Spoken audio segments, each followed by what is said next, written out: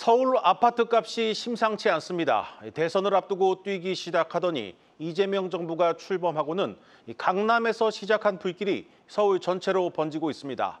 이 시장에서는 과거 문재인 정부 출범과 함께 집값이 달아올랐던 지난 2017년을 떠올리고 있습니다. 서울 집주인들 팔려던 집을 서둘러 거둬들이고 있습니다. 자세히 들여다보겠습니다. 부동산부 신재근 기자 나왔습니다. 신 기자, 이 서울 아파트값 얼마나 상승폭이 커졌습니까? 네, 일단 서울 아파트값은 19주 연속으로 상승했고 오름폭은 9개월 만에 최고치를 기록했습니다. 지난주 이재명 정부가 출범한 이후 처음으로 나온 집값 통계여서 관심을 모았었는데 상승폭이 더 커졌습니다. 네. 특히 강남 상구의 상승률이 좀 놀라운데요. 송파구는 이번 주 0.71% 올랐었는데 이걸 연간으로 환산하면 한 35% 정도 올랐다는 뜻입니다. 강남에서 번진 불길은 지금 한강 벨트를 타고 마포, 용산, 성동을 비롯해서 강동구까지 번지고 있습니다. 강동구도 일주일 사이 0.5% 올랐었는데 이건 6년 9개월 만에 최대 상승폭입니다. 네. 이 같은 상승세는 이제 노원과 도봉구 등 그동안 가격 오름폭이 적었던 주변 지역으로 번지고 있습니다. 또 경기도 아파트값도 반등을 시작했습니다. 한 반년 만에 상승 전환했는데요. 과천이나 성남, 분당, 용인, 수지 등의 아파트값 오름폭이 커졌습니다.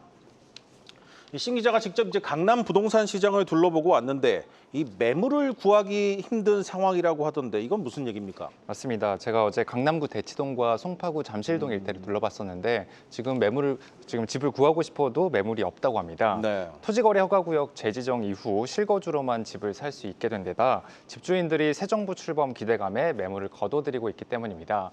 대치동 대장아파트로 평가받는 레미안 대치팰리스는 전체 1,600여 세대 대형 단지인데 현재 나와 있는 매물이 5개에 불과하다고 합니다.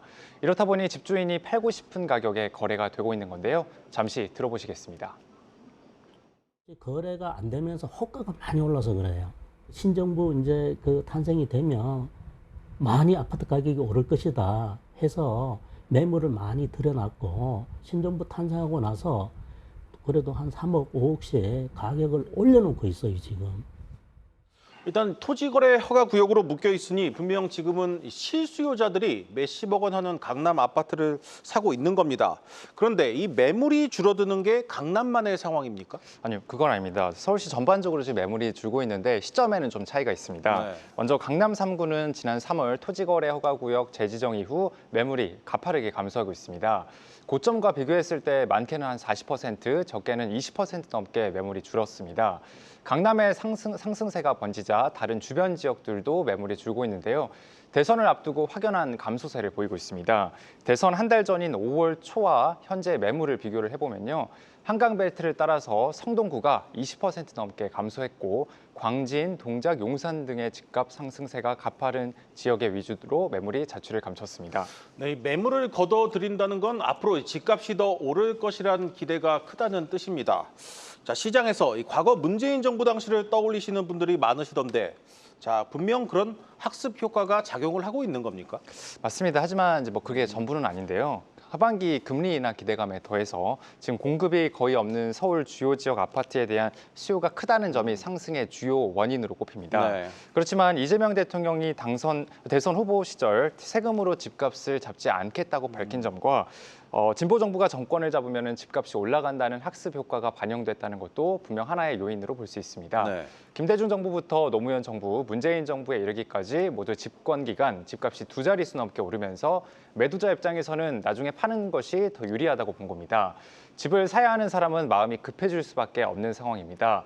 현장의 분위기 들어보시겠습니다.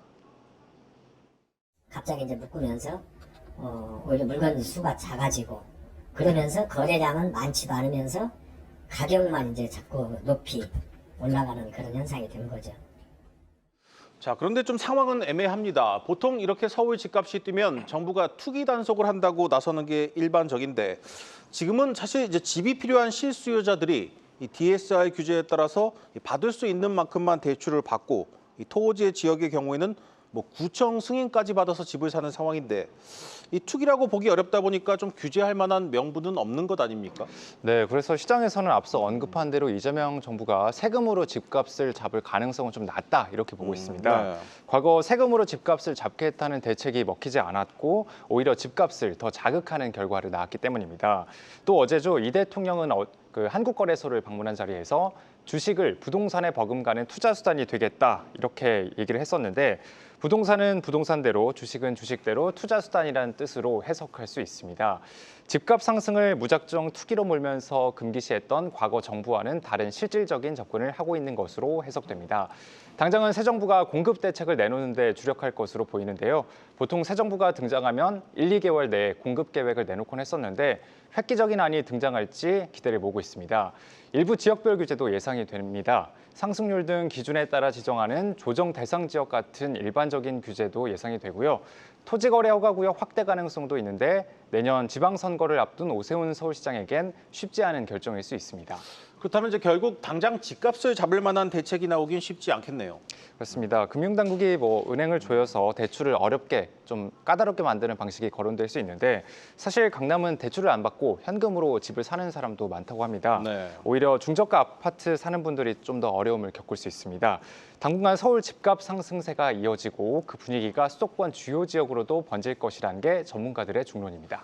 네, 잠시 전 정부가 이제 기재부 1차관을 주제로 이재명 정부의 첫 부동산 시장 점검 TF 회의를 열고 이 서울 부동산 시장 상황을 엄중히 보겠다는 메시지를 던졌습니다. 이 본격적인 상승장이 올 것이다. 이런 의미로 읽히지는 않을까 걱정입니다. 지금까지 부동산부 신재근 기자였습니다.